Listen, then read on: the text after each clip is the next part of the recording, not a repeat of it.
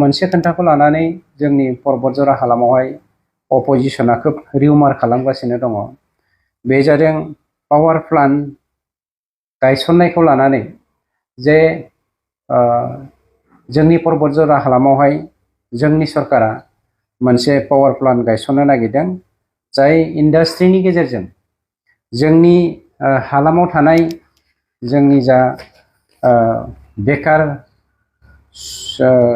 जेंना, बे बेकार जेंनाखौ जोङो सोदांनायावहाय माबोरै खामानि होनो हायो, जेरै एमप्लयमेन्ट जेनेरेशनखौ इनक्रिज जों माबोरै खालामनो हायो, बेनिफ्राय रेभिनिउ कालेक्शनखौ जोङो जोंनि बिटिआर हालामावहाय जों माबोरै इनक्रिज खालामनो हायो, बे थांखिजोंनो जोङो दिनै इन्डास्ट्रिखौ बड'लेण्ड हालामाव गायसननो नागिरदों। नाथाय इन्डास्ट्रि गायसननाया जोंनि अपोजिशना बुंनाय बायदि मालाबाबो बियो हारिनि बेरेखा, हालामनि बेरेखा आरो जोंनि समाजनि बेरेखा नङा, जायखौ हाग्रामाया थांनाय 17 बोसोराव मावबोदों। बुंनो थाङोब्ला हाग्रामाया थांनाय समफोराव रामदेबनो जोंनि नैबे चिराङावहाय 9,900 बिगा हा दान होनाय आरो कुमारिखाथायाव 1,000 हा दान होनायासो जोंनि थाखाय सोंखारिथावना आरो दुखुनांथावना बाथ्रा।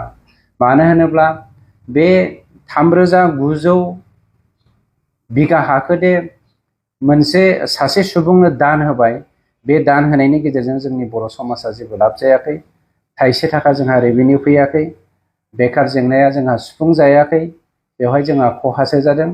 बेनिखायनो बे हाग्रामानि जा गोरोन्थि मावनाय, जे 20,000 हेक्टर फरेस्ट, रिजार्भ फरेस्ट आरो प्रप'ज रिजार्भ फरेस्टखौ डिस्ट्रय खालामनानै साहा बागान बानायनानै गावसोरनि सेल्फ इन्टारेस्टनि थाखायल' खामानि मावनाय, थाइसे थाखा सारेना फैसा दिनैसिम गभर्नमेन्टनि रेभिनिउ होबोआखै, बेफोरखौ दोनखोमानो थाखाय हाग्रामानि दैदेननायाव बा मुनमुनि दैदेननायाव दिनै बिपिएफ हान्जाया जोंनि सरकारनि प्लान आरो पलिसिनि सायावहाय मोनसे एलिगेसन लाबोदों। रायजो राजाखौ, पर्बतजरा हालामनि रायजो राजाखौ बेखौसो क्लियार जों होनो नागिरदों।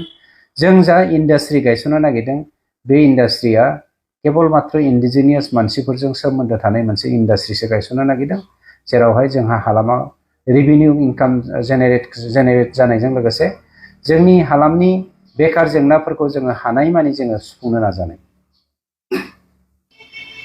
जेसेबां मानि जोङो पावार प्लान्टनि थाखाय हा होनो थांगासिनो दङ कम्पानिनो, बे कम्पानिनो हा होनायाव जोंहा रेभिनिउ फैगोन, हानि रेभिनिउ फैगोन आरो पावार प्लान्टनि जोंहा रेभिनिउआ जोंनाव फैगोन। लोगोसे बेजों लोगोसे जोंहा जोंनि बेकार जेंनाया माखासे सुफुंजागोन। खिन्थु बे नङा जे जोङो सोरखौबा इभिक्सन खालामनानै बे हानिफ्राय सोरखौबा होखारनानै जोङो बे पावार प्लान्टखौ गायसनगोन। जोंनियाव मोनसे बाथ्राया रोखा, रावनिबो बिगासे हाखौबो जोङो सेनानै बे पावार प्लान्टखौ गायसननाय नङा।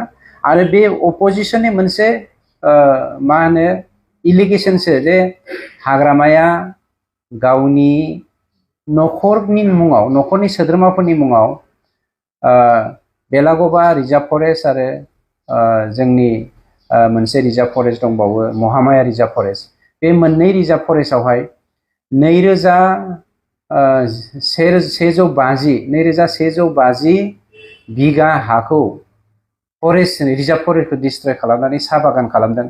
आरो बे साहा बागानखौ जोङो इभिक्सन खालामनो नागिरनायनि थाखाय हाग्रामाया बिपिएफ दोलोनि सापर्टारफोरनि गेजेरजों इलिगेसनखौ इउपिपिएलनि बेरेखायै लाबोदों।